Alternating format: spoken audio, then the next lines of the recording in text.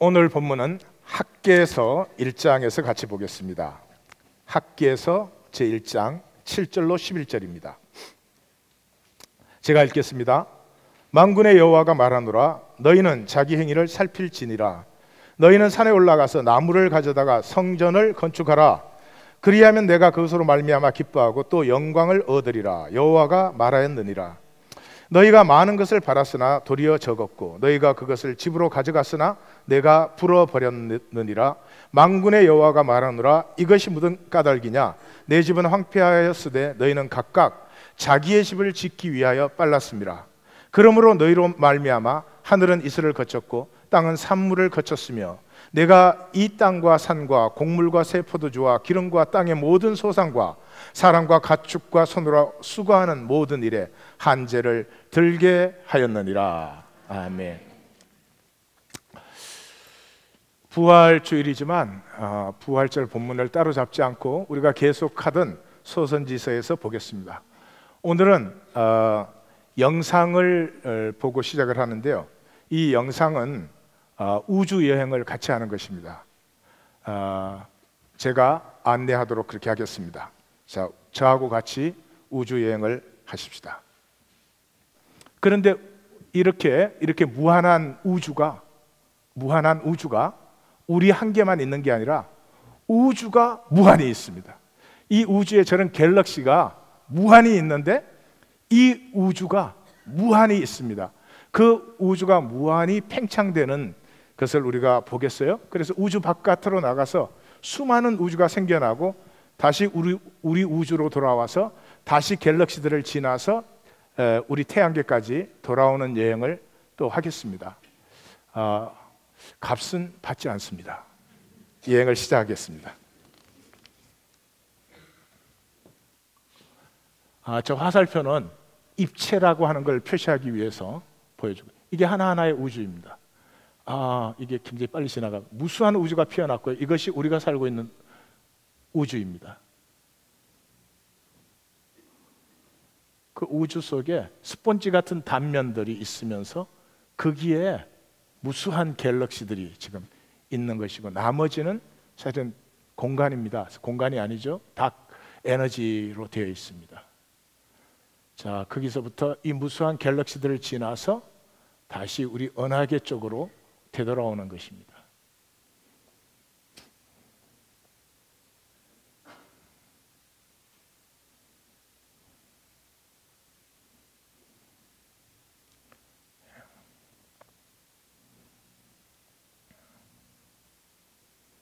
우리 은하계로 다시 들어오고 있습니다.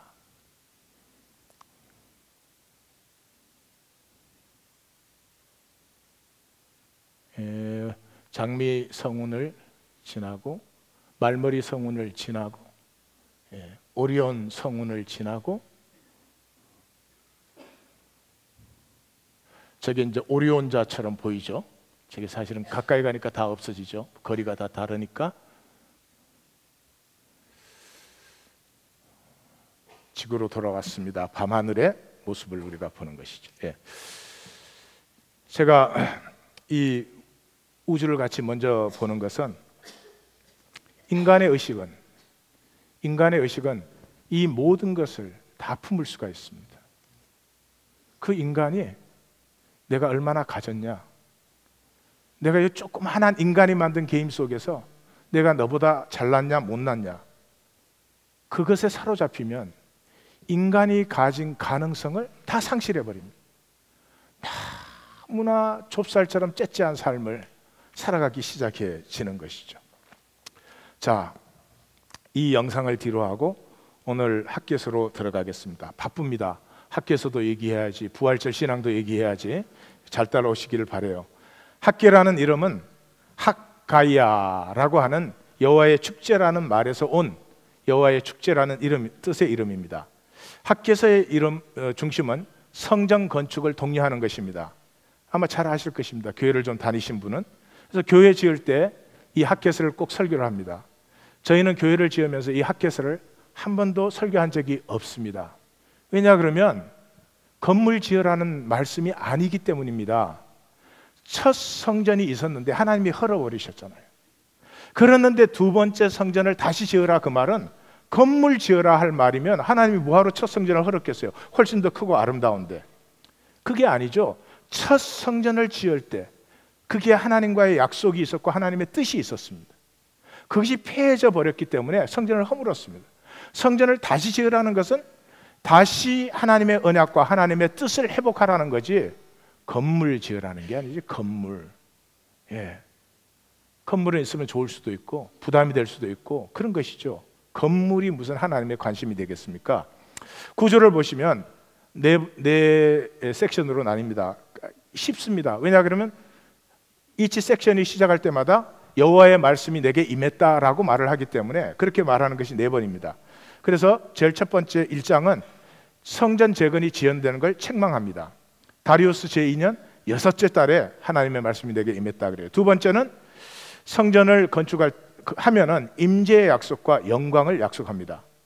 그 다음에는 순종의 축복을 얘기합니다. 마지막으로 메시아의 왕권을 선언함으로 학개서가 끝납니다. 자, 학개 선지자가 이렇게 선포하고 있는 이유를, 여기까지 무슨 일이 있었는데 아니 그 돌아온 귀한 자들에게 건물 지으라고 난린가? 한번 보겠습니다. 출발은 야훼 신앙입니다. 야훼 신앙은 인류 역사에 없었던 아주 독특한 신앙입니다. 인류의 지금까지의 모든 신은 이런 신입니다. 신을 섬겨주면 그 신은 나의 상황을 축복하는 것입니다. 돈을 좀 더 준다든지 좀 더 건강하게 한다든지 무슨 뭐 하여튼 아들 딸이 잘 되게 한다든지, 이건 전부 상황입니다. 상황. 아들 딸이 잘 된다고 해서 꼭 행복한 건 아니거든요. 왜냐하면 그게 본질이 아니기 때문에. 그래서 그러한 신, 그 신을 섬겨주면 그 신은 그 사람에게 복을 내려주는 것이죠. 그 신에. 근데 야훼 신앙은 그렇지 않습니다. 야훼 신앙은 뭘 나를 섬기지 말아라 그런 거죠. 나 섬기려고 너희 만들었겠느냐? 그럼 그게 얼마나 치사한 일이에요. 야훼 신앙은 너희 모두가 하나 되어서 같이 살면 돼. 정말로 하나라면 더 가지려고 할 필요 없죠. 가족 간에 더 가지려고 합니까? 물론 이제 수준 탓이죠. 저희 집처럼 먹는 걸 갖고 둘이 싸운다든지 이런 일들이 일어나긴 하지만 그건 뭐 온전치 못한 거죠. 가족이면 같이 살면 되지. Very simple. 신약의 교회가 바로 그것입니다. 이런 종교 단체를 얘기한 적이 없습니다.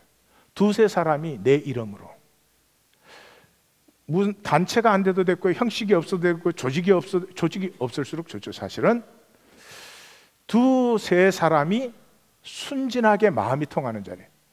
무슨 영적으로 수준이 높아져라 그런 얘기가 아닙니다. 영적으로 수준 높아진 사람 또 낮은 사람 깔볼 거 아니겠어요?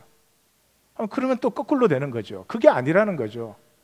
그냥 마음이 통해서 같이 사는 것. 이렇게 모여도 좋고 안 모여도 좋습니다.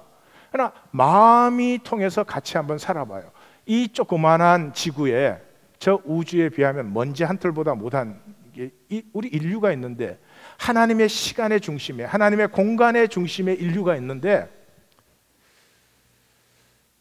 뭐 미리 말씀드리자면 이 무한 우주는 하나님의 모든 가능성입니다. 이 하나님의 가능성이 피어날 수 있게 하는 것이 하나님의 형상으로 창조된 하나님의 생명을 가진 인간입니다. 그러므로 인간이 섬기고 사랑하는 자리에는 반드시 생명의 신비가 피어납니다. 꽃 한 송이도 그렇습니다. 부부 사이에도 마찬가지입니다. 서로가 잘난 척하는 게 아니고요. 누가 더 옳은가, 아니 옳으면 뭐 하겠어요. 옳으면 그냥 함께 살아가는 것, 그것이 야훼 신앙입니다. 참 이상한 하나님이에요. 이상한 신입니다. 인간이 가장 못 알아듣는 것이고 인간이 가장 싫어하는 것입니다. 놀라웠게도 그 야훼 신앙 끝에 오늘 학개서가 얘기를 하고 있어요. 출발이 아브라함이에요. 아브라함은 간단하지 않습니까? 아브라함의 신앙은 뭐 복잡하게 얘기를 많이 하지만 사실은 모리아 산에서 이삭을 제사 지내면 모든 게 끝나죠. 언약도 끝나고 아브라함도 끝나고 사라도 끝나고 다 끝나는 거죠. 모든 것이 끝나는 상황 속에서 상황보다 야훼 하나님의 말씀을, 야훼 하나님을 더 신뢰할 수 있느냐 하는 것이죠. 근데 참 아브라함이 그 이상하죠. 불가능한 일인데 야훼 하나님을 신뢰했습니다. 그리고 이삭을 제물로 드렸어요. 그 순간에 하나님이 드디어 너와 나는 하나가 될 수 있다는 걸 알았어요. 참 이상하지만 하나님 그때까지 알 수가 없어요. 아브라함이 불순종할 수도 있고 순종할 수도 있어요. 얼마든지 가능해요. 그게 가능성이 없다면 모리아산의 사건은 아무런 의미가 없어요. 정말로 아브라함이 하나님을 버릴 수도 있었어요. 상황을 택할 수도 있었어요. 그런데 하나님을 택했어요. 그 순간에 너와 나는 영원히 하나다. 이 상황보다 하나님을 신뢰하는 것을 실습시킨 사람이 모세라는 사람입니다. 여러분, 애굽이 밥줄입니다. 애굽이 밥줄이에요. 그 당시 광야라는 건 지금도 그렇지만 떠나면 죽는 거죠. 떠나면 죽는 것입니다. 우리도 삶의 광야가 우리를 죽이는 줄 알아요. 돈 없으면 죽는 줄 알아요. 돈 없어도 안 죽습니다. 명예나 지위 없으면 죽는 줄 알아요. 천만의 말씀입니다. 안 죽습니다. 오히려 그것 때문에 생명이 생명으로 영광스럽게 피어날 수 있습니다. 그러나 이 광야로 나아가는 것은 상황이 아니라 야훼를 신뢰해야만 되는 것입니다. 그런데 이 모세가 어떻게 된 사람이 그 야훼 하나님을 신뢰합니다. 그렇게 해서 이 백성을 약속의 땅에 들여서 이제 이스라엘의 역사가 진짜로 시작이 된 것입니다. 이스라엘의 역사가 진짜로 시작되어서 이 민족과 이 나라가 야훼 신앙의 나라라면 다른 나라와 다르죠. 어떻게 다릅니까? 함께 살고 나누어 먹는 것입니다. 야훼법은 그것 아닙니까? 야훼법의 핵심이 희년 아니에요. 매 7년마다 노예를 다 풀어줍니다. 빚진 것은 탕감해 줍니다. 50년마다 완전히 back to the original, 원래 분배된 대로 돌려줍니다. 여러분, 그런 체계 속에서 누가 남보다 더 가지려고 머리를 씁니까? 그런데 이스라엘이 두말할 것도 없죠. 그게 순종이 될 수가 없는 일이죠. 근데 다윗이라는 사람이 나왔습니다. 그래서 3대 언약이 아브라함과 언약, 모세와 언약, 다윗과의 언약이에요. 이 다윗은 정말 웃기는 사람이에요. 우리말로 하면 웃기는 짬뽕이야. 어떻게 이런 사람이 있을 수 있는지 이해가 안 가죠? 이 사람은 실제 역사에서 아브라함과 모세 같은 선사시대가 아니고 실제 역사에서 상황보다 야훼 하나님을 신뢰했어요. 그래서 블레셋과 골리앗이 쳐들어왔는데 전쟁은 여호와께 속한 것이지 칼과 창에 속한 것이 아니다. 상황에 속한 것이 아니라 하나님께 속한 것이라는 거죠. 사울을 죽일 수 있어요. 사울을 죽이면 상황이 깨끗하게 정리되잖아요. 근데 사울 죽인다고 상황이 다 정리되는 게 아니라는 거죠. 사울을 죽이지 않아요. 시글락에서는 다윗이 울 기력이 없도록 슬피 울었다 그렇게 되어 있습니다. 자기의 용사들 데리고 전쟁을 나갔다가 그 사이에 가족과 모든 물자가 아말렉에게 빼앗겼기 때문에, 그때도 백성들이 자녀들 때문에 마음이 슬퍼하여 다윗을 돌로 치자 하나. 다윗의 생애 최고의 위기였습니다. 자기를 따르던 자기의 용사들이 자기를 죽이려고 하는 거죠. 다윗이 크게 다협했으나 그 사람들과 협상하였더라. 아니었습니다. 다윗이 크게 다급했는데 나 죽여봐야 뭐가 이익이냐? 일단 나에게 한번 기회를 줘봐라. 내가 해보게 해주겠다. 그러지 않았습니다. 하나님에게 물었습니다. 여호와를 힘입고 용기를 얻었더라. 압살롬에게 쫓겨날 때도 이스라엘의 왕권, 우리의 옥새가 뭡니까? 이스라엘은 언약궤입니다. 사독이 언약궤를 메고 오니까 도로 돌려두어라. 하나님이 나로 돌아오게 하면 내가 돌아올 것이요, 돌아오게 하지 않는다면 내가 돌아오지 않는다. 상황보다 야훼 하나님을 더 신뢰합니다. 그 피난길을 가는데 사울의 성육신 시므이가 그 고갯마루에서 기다리다가 다윗을 보고 우리 주인의 피를 흘린 자, 우리 주인의 가족을 죽인 자, 너 비루한 자여, 잘됐다. 우리 주군을 죽이더니 너는 아들한테 쫓겨가는구나. 그러고 저주를 합니다. 그러니까 다윗의 장군들이 우리가 가서 저 죽이고 오겠습니다. 그랬더니 아니다. 야훼 하나님이 허락하지 않으면 누가 나를 저주하겠느냐? 내어버려 두라. 여기 다윗의 여백, 상황을 내 뜻대로 완전히 컨트롤하지 않고 상황이 내 뜻대로 꼭 되어져.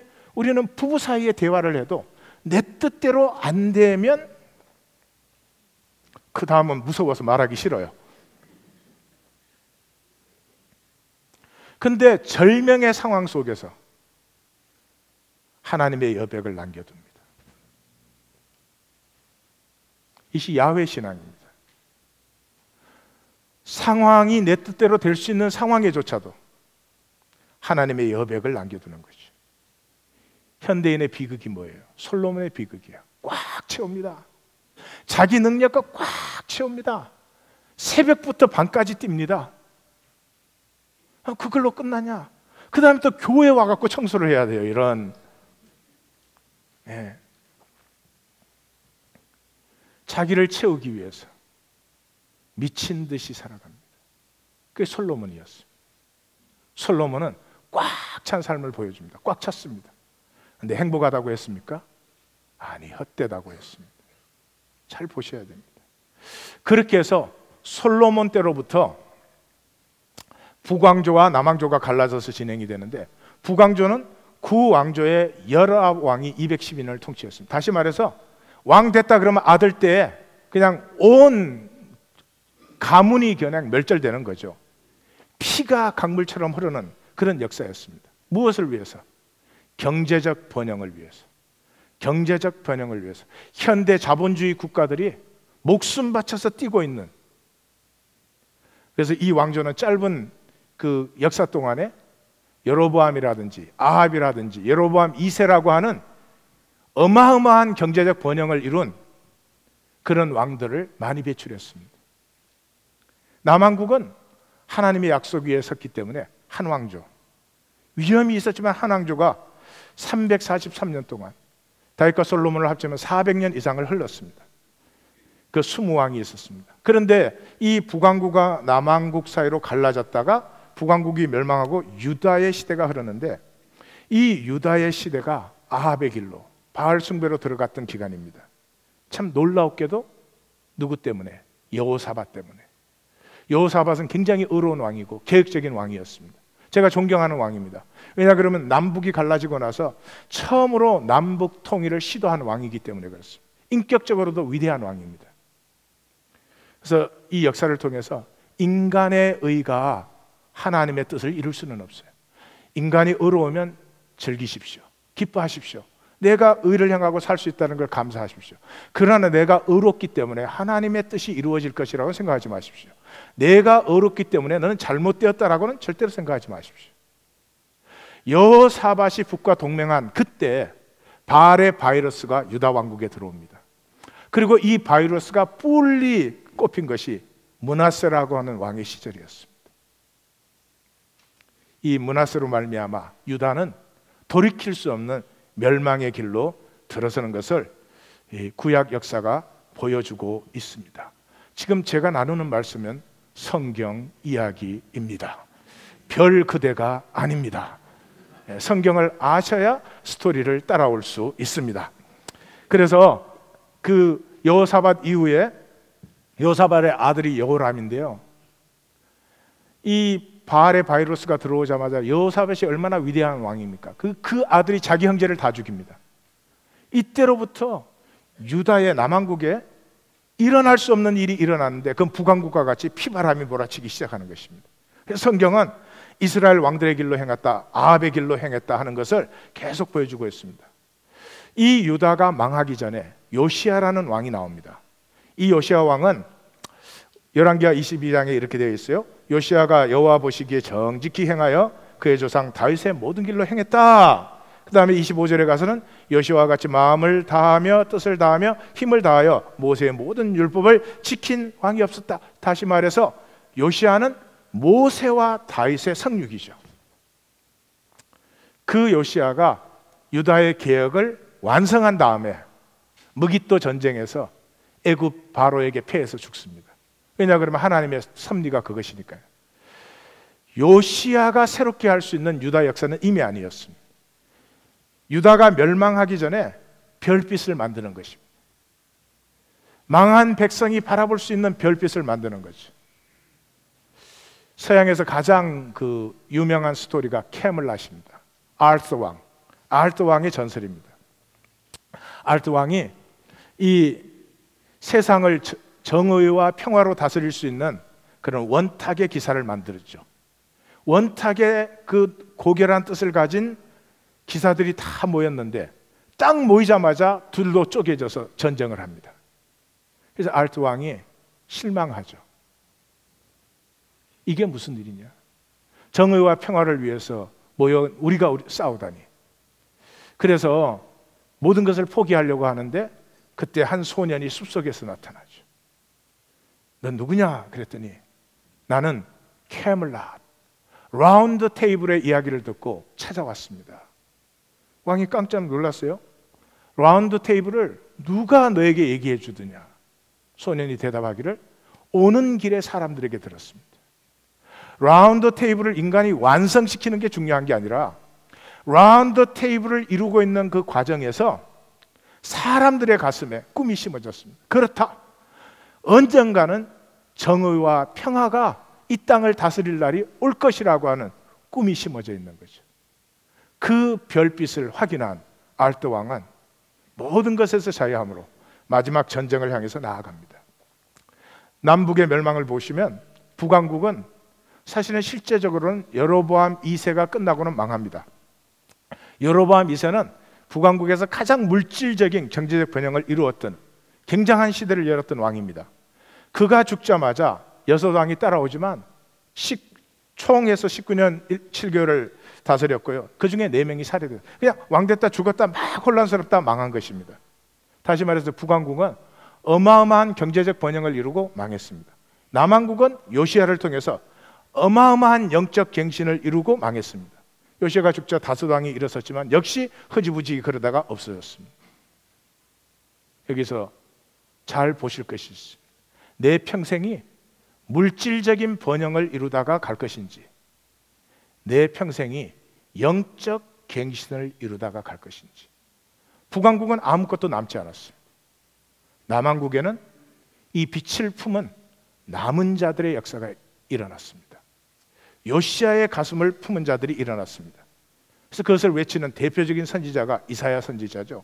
이사야 선지자가 6장에서 그 중에 10분의 1이 아직 남아 있을지라도 이것도 황폐하게 될 것이나 밤나무와 상수리 나무가 배임을 당하여도 그 크루터기는 남아 있는 것 같이 거룩한 씨,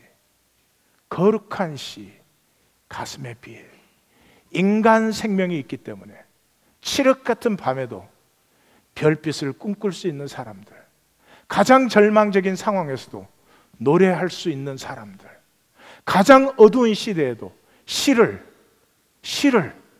가슴 속에서 피워내는 사람들.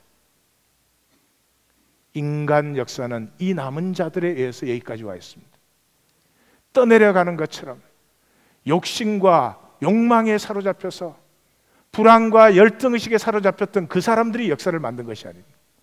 역사의 물결에 휩쓸려 간 것이죠.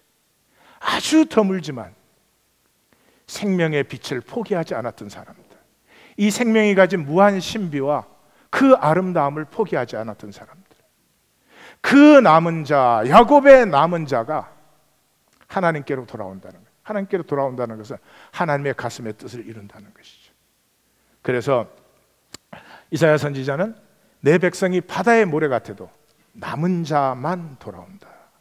로마서에서도 사도 바울이 이것을 다시 천명하고 있죠. 이스라엘의 수가 비록 바다의 모래 같을지라도 남은 자만 구원을 받는다. 마지막 책 계시록에 가서 뭐라고요? 사단이 결국은 누구와 싸우는 것입니까? 남은 자와 싸우는 것입니다. 사단은 인간을 보고 너는 결국 그래봐야 육체의 존재 아니냐? 먹을 것 있고 입을 것 있어야 살지 그거 없이 네가 어떻게 살아? 그러는데 먹을 것 입을 것 필요하지만 그거보다 더 고귀한 생명으로 나는 산다. 내가 죽음에 내어질지라도 내 안에 있는 꿈과 가치를 포기하지 못한다. 이런 사람들이 이 역사의 마지막에 나타날 뿐만 아니라 그들을 통해서 하나님의 역사가 이루어질 것이다. 자, 그래서 이사야가 말한 이 포로로 잡혀갔다가 남은 자들이 귀환을 했습니다. 학개는 이 남은 자들이 귀환했을 때 귀환기의 선지자입니다. 포로로는 3번 잡혀갔습니다.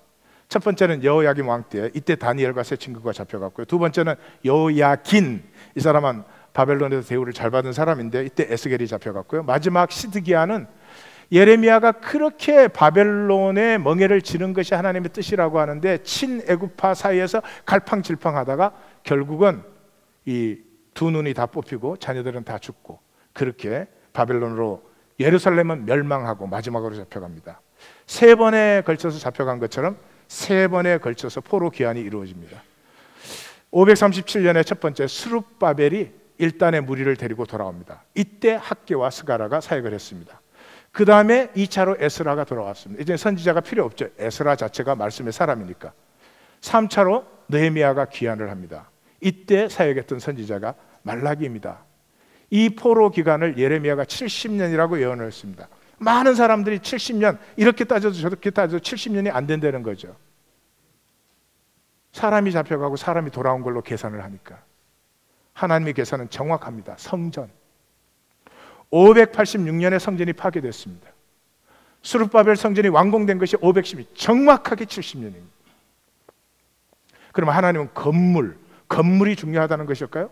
두말할 것도 없이 아닙니다. 이 돌아온 귀한 자들에게 16년간 성전 재건이 중단되었습니다. 그 상황은 이렇습니다. 귀한 자들이 돌아올 때는 선지자들의 하나님의 말씀을 듣고 돌아왔죠. 그래서 번제단도 세우고 성전 기초도 놓았습니다. 그랬는데 상황이 달라지지 않아요. 상황이 달라지지 않아요. 옆에 분에게 상황은 예배가 끝나도 달라지지 않아요. 한번 해보세요.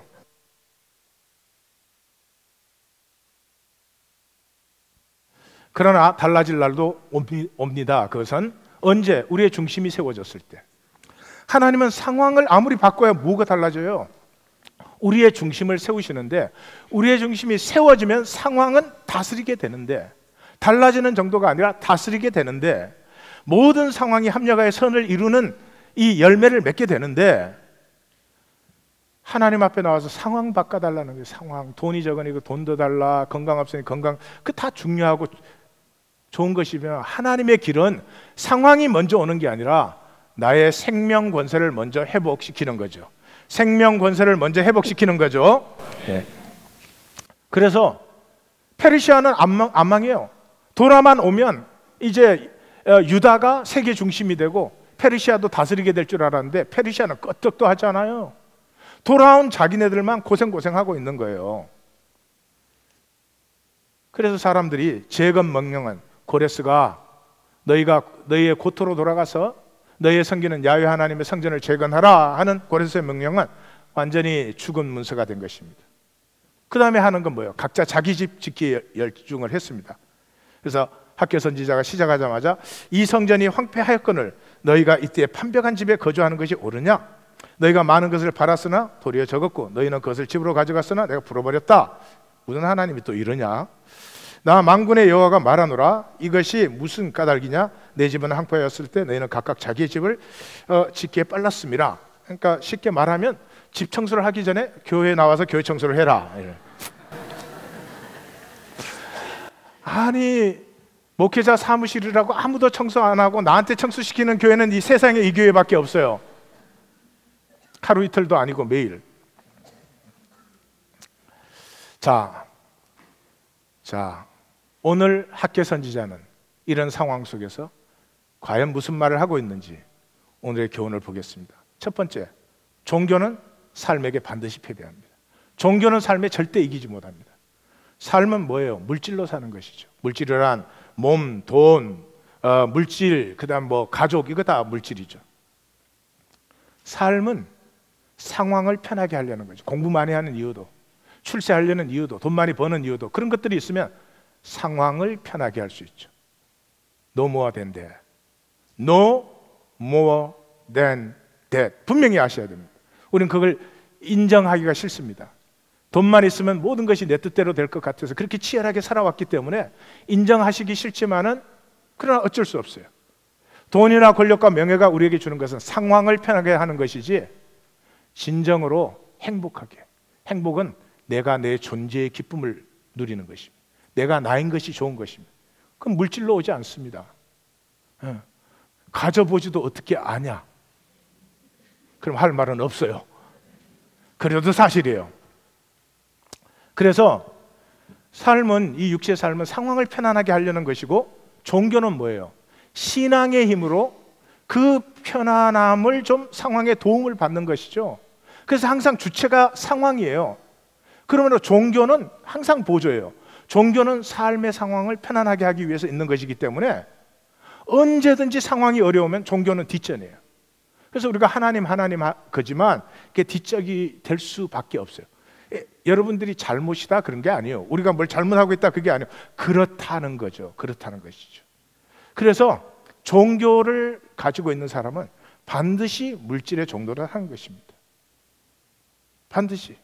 그 나쁘니까 하지 말라 그런 말이야. 우리가 하지 않는다고 되는 게 아니니까요. 당장 저부터 사례 없이 해라 그러면 제가 할까요? 사례 주니까 이렇게 길다고 핍박을 받으면서도 열심히 하지. 예. 당장 궁정한 성도가 못 나가게 하지. 예. 진실은 진실. 그래서 첫 번째 아셔야 될 것은 종교는 사람의 정성이고 사람이 만든 것이고 사람의 시스템인데 종교로는 구원되지 않습니다. 종교생활 열심히 했다, 내가 교회를 열심히 다녔다, 그런 것에 속지 않으시길 바라요. 구원은 사람으로부터 나지 않습니다. 예수님 분명하지 않으세요? 사람으로부터 어떻게 사람에게서 초월이 일어나요? 무릇 사람이 할 수 없는 것을 하나님이 하신다. 하나님은 종교를 창조하신 적이 없습니다. 하나님은 세계와 생명을 창조하셨어요. 누리라고. 아까 코스모스 보셨죠? 사람의 가슴은 저 무한 세계를 품을 수 있는 것인데 상황에 사로잡힌 인간은 아무것도 아닌 상황 때문에 걱정하고 불안해하고 사랑을 포기하고 미워하고 상대방이 내 말 안 듣는다고 안타까워하고 안절부절하고 성도들이 말 안 듣는다고 목회자가 노심초사하고. 왜 이렇게 진실이 나오고 그럴까? 그래서 구약도 신약도 종교는 하나님의 저주의 대상이었습니다. 대선지서, 소신지서 그 많은 책들 17권이 다 무슨 얘기하고 있어요? 종교 좀 그만해라, 제사 좀 그만 드려라, 그런 얘기 아닙니까? 신약에서 예수님이 착한 분이었어요. 저하고 달라요. 이 양반이 만났다 그러면 싸우는 분이 있어요. 싸우는 정도가 아니라 무서운 말로 저주했습니다. 누구에게? 종교인들에게. 그럼에도 사람은 종교를 좋아합니다. 왜? 종교는 내 의를 만들 수 있으니까. 이 조그마한 교회에 모여서 저 카스믹 하트, 저 하나님의 형상에 의식이 없으면 이 조그마한 교회에서 내가 얼마나 잘 믿는 사람이냐, 얼마나 기도 잘하는 사람이냐, 내가 얼마나 잘난 사람이냐. 또 우리 교회는 그런 면에서 안전하지. 나 혼자 다 잘난 척 해버리니까. 예. 옆에 분에게 참 안전한 교회에서 신앙생활하고 있어요. 자기 의를 만들 뿐만 아니라 자기가 항상 컨트롤의 중심이잖아요. 자기가 항상 컨트롤의 중심이죠. 기억하셔야 됩니다. 나 믿는데 왜 이렇게 무기력한가? 믿는데 왜 하나님의 유업을 내가 못 누리는가? 종교는 삶에 패배합니다. 절대 삶을 이기고 승리하고 초월할 수가 없습니다. 그 다음 두 번째, 하나님은 어떤 하나님이십니까? 혼돈과 공허와 흑암에서 조화들을 피워내신 분입니다. 그런데 자기가 다 해버리면 무슨 그게 영광이 되겠어요? 자기의 마음을 받을 수 있는 존재를 창조하셔서 자기의 마음을 받아서 자기와 하나가 될 때, 자기의 마음을 받아 자기와 하나가 된다는 말은 아브라함처럼 어떤 상황 속에도 여호와를 신뢰할 수 있을 때, 모세처럼 광야를 지나도 여호와를 신뢰할 수 있을 때, 다윗처럼 블레셋과 골리앗이 새까맣게 상과들을 뒤덮고 있어도 여호와를 신뢰할 수 있을 때,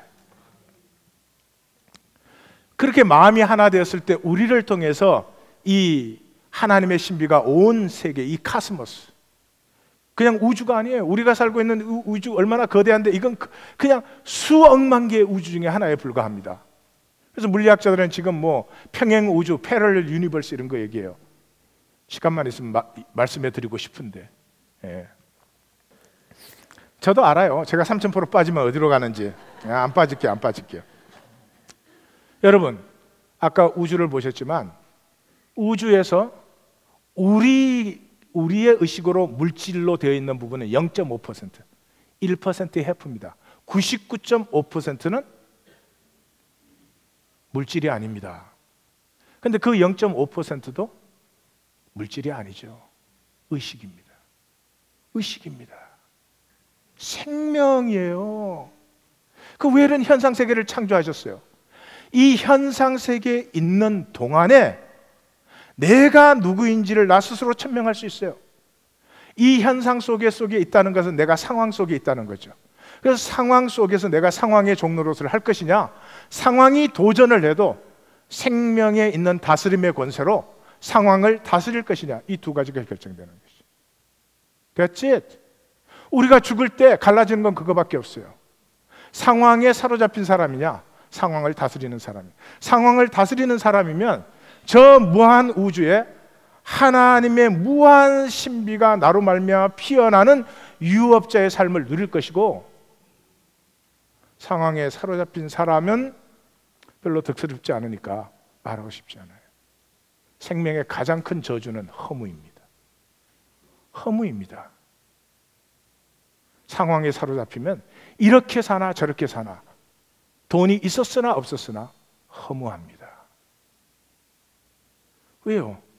상황을 컨트롤하려고 몸부림치고 살았는데 죽음이 뭐예요? 상황의 마지막이잖아요. 그 상황의 마지막에 완전히 사로잡히잖아요. 이 하나님의 생명이 가장 온전히 계시된 자리가 뭐예요? 십자가와 부활입니다. 십자가와 부활은, 십자가는 가장 악한 상황 속에서도 하나님을 의뢰한 거 아닙니까? 보이십니까? 보이십니까? 십자가를 보면 아브라함이 보이셔야 돼요. 십자가를 보면 모세가 보이셔야 돼요. 십자가를 보면 무엇보다 다윗이 보이셔야 됩니다. 아, 다윗의 자손이여, 이 고백이 나와야 됩니다.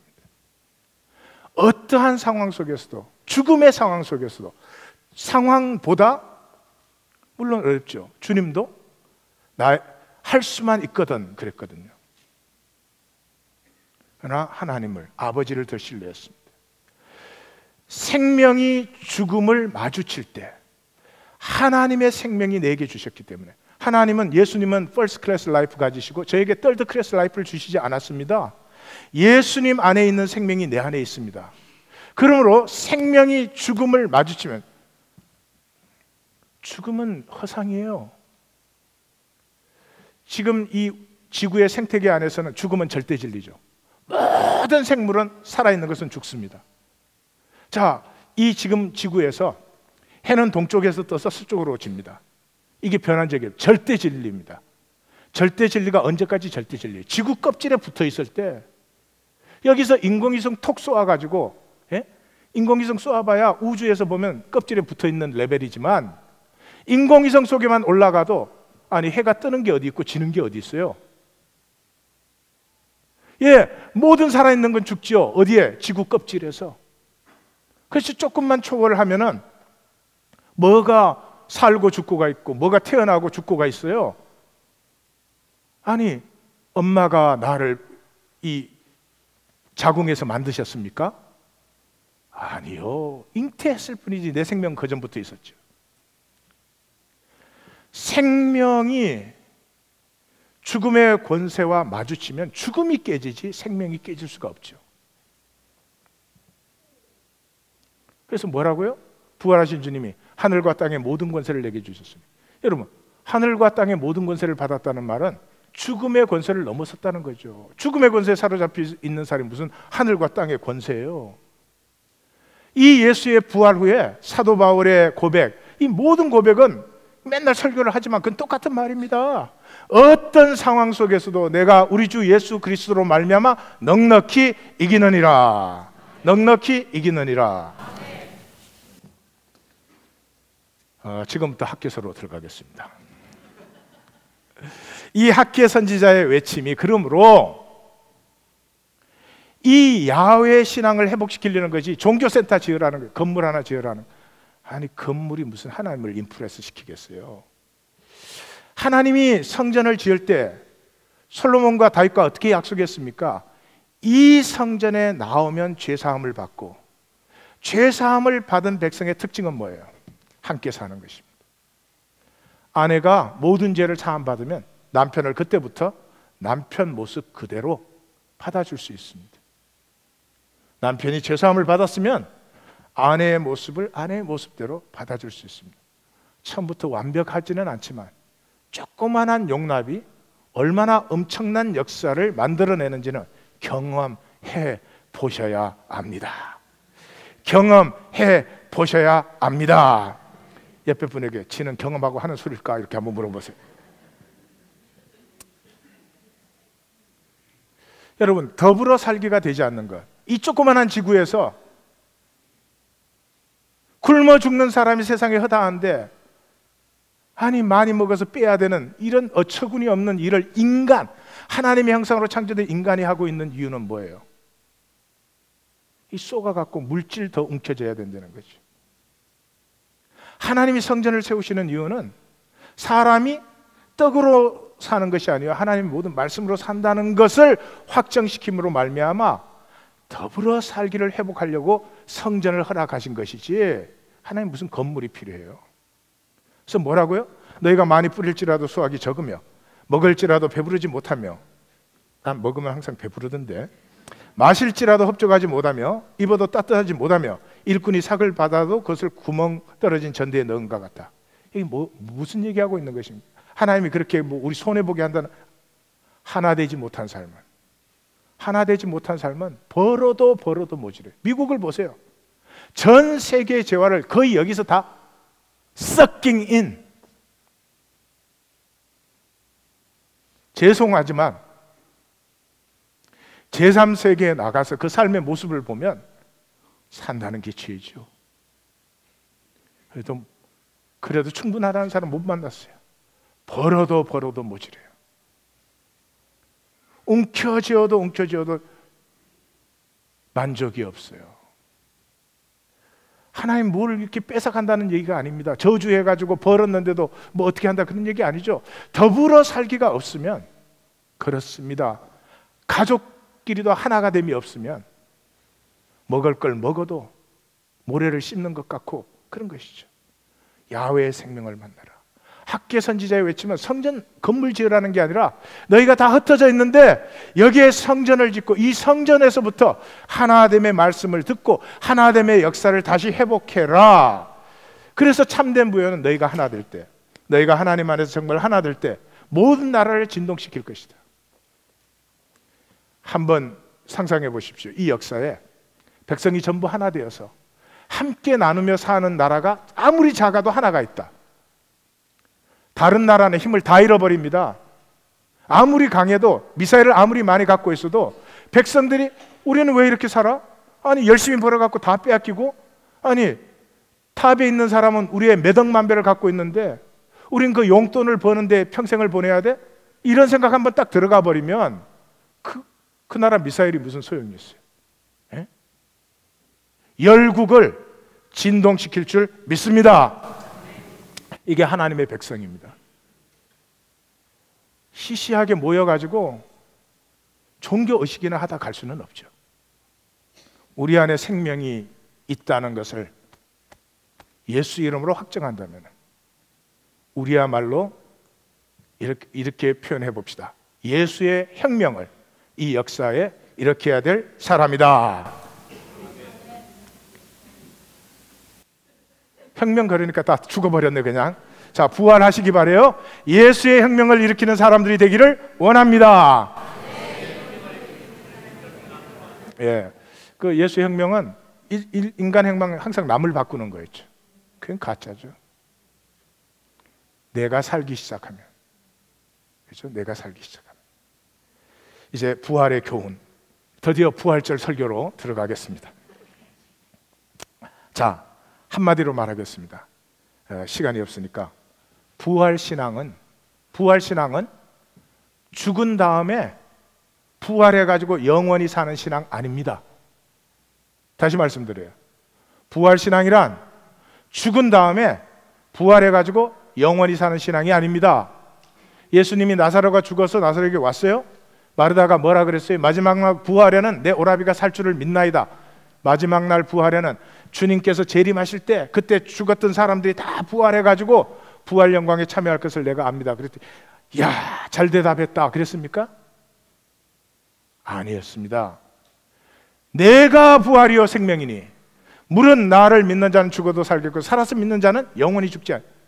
부활의 신앙은 지금 여호와 하나님을 주 예수 그리스도를 믿기 때문에 죽음을 넘어선 생명, 다시 말해서 상황을 넘어선 생명을 살고 있는 것입니다.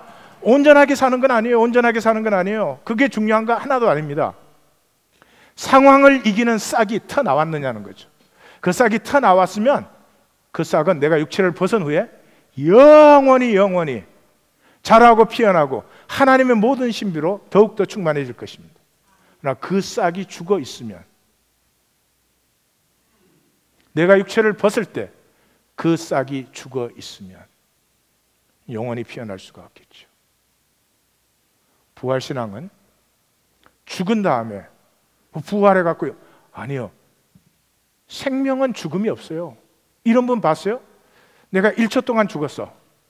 1초 동안 죽었으면 죽은 거예요. 살아나지 않아요. 생명은 죽음이 없어요.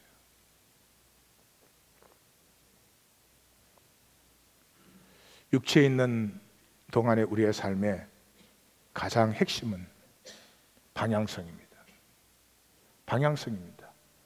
우리 하나님 교회 성도님들은 상황이 어렵고 힘들어도 그래도 예수의 이름으로 작은 것에서부터 상황을 다스려 나가는 생명의 부활신앙이 피어난 성도님인 줄 믿습니다. 저 무한 카스모스가 하나님의 가슴과 하나님의 뜻으로 우리의 사랑의 섬김으로 피어나기를 기다리고 있습니다.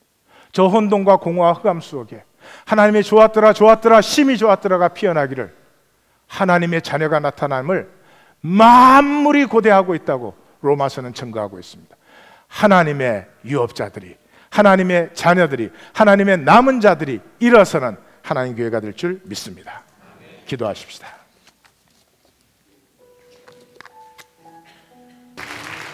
저를 봐주십시오. 맨날 보래.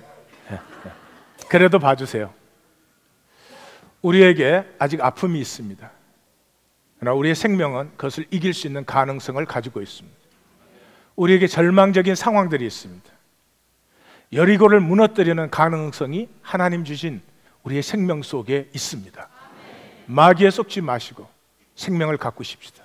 조급하게 오늘 기도하고 내일 해결돼야 되는 것이 아니라 하나님을 신뢰함으로 기도하며 믿음으로 나아가면 우리의 삶은 반드시 새로운 차원에 들었습니다. 제 경험에는 10년이에요. 10년이면 반드시 새로운 차원이 되었는데 수십 년을 교회를 다니면서도 그냥 생존의 차원에 있습니다. 이 부활절이 분기점이 된 줄 믿습니다. 2014년이 전환점인 줄 믿습니다. 기도하십시다. 저를 보고 같이 기도해요. 눈을 맞추고, 눈을 맞추면 역사가 일어난대요. 예. 하나님께서 창조하신 우리의 생명에 원래 있던 권세와 능력을 확증시킨, 회복시킨 것도 아니고 우리가 못 누리고 있을 때 확정시킨 우리 주 예수 그리스도의 십자가의 승리와 우리가 하나님의 생명으로 완성될 때까지 끝까지 사랑하시는, 절대로 버리지 아니하시는 아버지 되신 사랑하심과 이 생명의 신비와 영광과 능력과 권세와 비밀을 무한 누리게 하시는 성령의 교통하심이 부르심 받은 성도들과 가정과 하나님의 뜻을 이루기를 원하는 이 교회 위에 지금부터 영원토록 함께 하실지어다. 아멘.